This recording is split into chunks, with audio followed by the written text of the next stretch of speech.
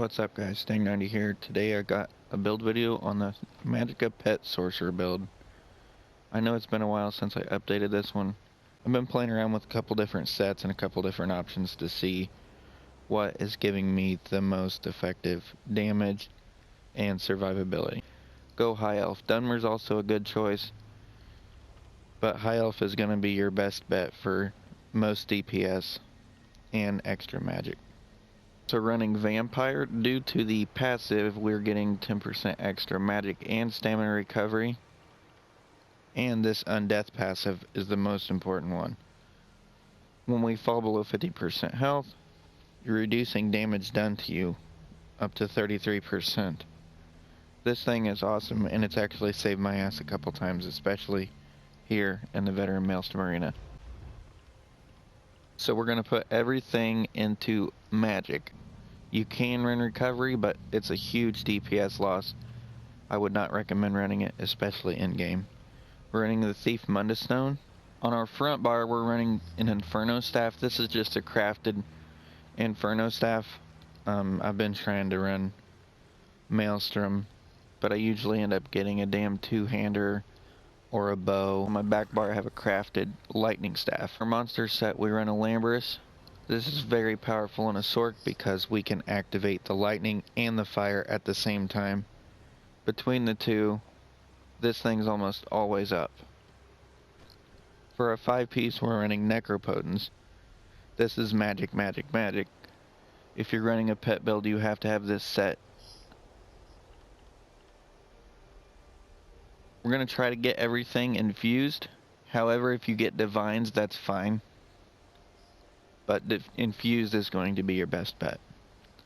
We run 3 pieces of Aether with all with spell damage enchants. You can run willpower, but Aether does a lot more damage. Okay, for our skills, we're running Crystal Frags here. This thing hits like a truck. It's very powerful. We run Hardened Ward.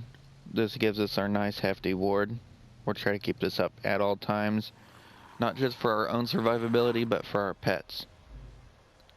I run Crushing Shock. You can run Force Pulse. Force Pulse does a lot more damage. I like Crushing Shock for the ranged interrupt that it gives. And then we have the Scamp here.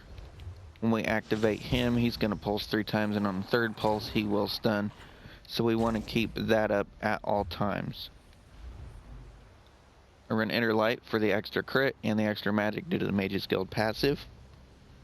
We run the Fire, or the Destruction Staff Ultimate here, because it's insanely powerful. Back bar, we got Daedric Prey. This is going to make our pets do 55% more damage, and it hits just as hard as Vicious Curse does, except it takes 3 seconds longer.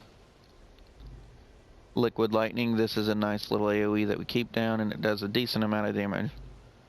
Power Surge, this is going to give us our Major Prophecy, or Major Sorcery, I'm sorry. Increasing our spell and weapon damage. And it's also going to give us a heal for each critical hit that we do. And that also counts for the critical heals that your pets do. And then on here, I have Blockaded Storms. This is also a very powerful AoE. Here, I got Overload, because this is going to give us back our resources. For our Overload bar, we have Inner Light for the extra magic and crit once again. Hardened Ward in case the ward goes down while we're in Overload mode.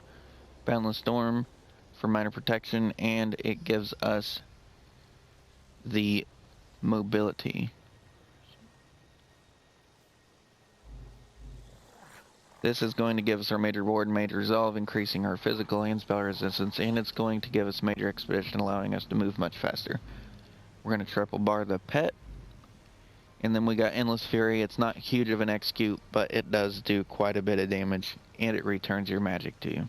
If you want to go all out pet, you can put the Twilight in here, because the Twilight, she does do quite a bit of damage. But just keep in mind that she goes down pretty easy. She doesn't have that much health. So you have to keep your ward up at all times. I don't really use the Twilight in in-game PvE difficult content like Veteran Trials or Veteran Maelstrom Arena here. She just goes down. She gets one shot all the time. Sometimes even with the ward up. As far as passives go, important passives, you're going to want to do everything, pretty much everything in the Sorcerer tree. But mainly you're going to focus in Daedric Summoning because your whole build is focused around pets. When one of them's killed, you're restored magic. It's going to reduce the cost of your ultimate abilities, including that destruction staff that's normally 240, now it's 213. This increases our health and stamina recovery by 20% when a Daedric Summoning ability is slotted. And this increases our health by 8% when we have a pet up. Okay, champion points. We're going to put 100 into Magician, 77 into Arcanist, and I put 10 into Tumbling. This gives me the chance to get an extra CC break or dodge roll. You don't have to put any here, but I like to keep it safe. 100 in Elemental Expert, 48 into Elfborn, and 26 into Spell Erosion. 13 into Thaumaturge, because we only got a couple dots active. 43 into Hardy, 44 into Elemental Defender, and then we got 100 into Bastion to give the massive ward. Well guys, I think that pretty much wraps up the build video. Thank you guys so much for watching, and hopefully we'll see you all in the next video. Peace out.